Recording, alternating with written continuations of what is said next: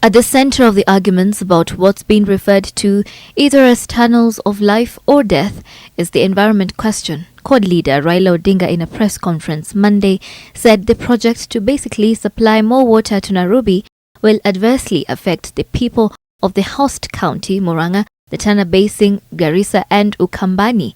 7 fish species will become extinct and water flowing to Masinga Dam for power generation would also be affected. Government says it got all the necessary approvals, including from the environment management body NEMA, that also still gives the project a clean bill of health. We have looked at hydrogeological conditions around this project.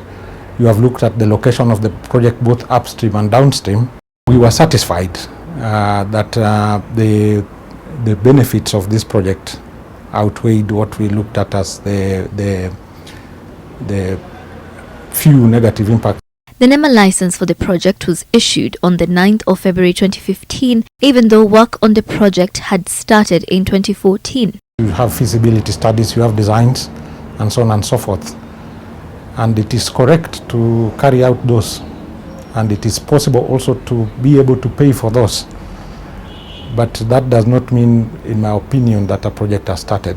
Because once the designs have been done, those will be submitted together with the environment impact assessment report.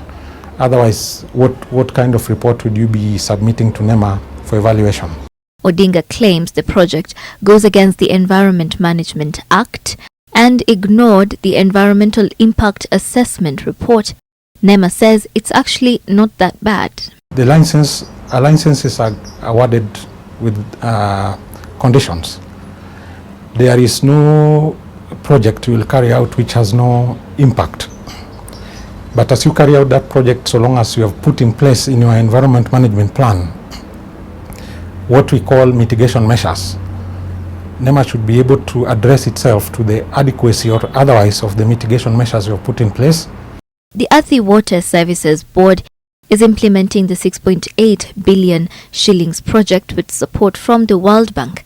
Its impact assessment report indicates that the World Bank classified it in category B, meaning its impact on the environment is less adverse and can be mitigated as it is just specific to the site of the project.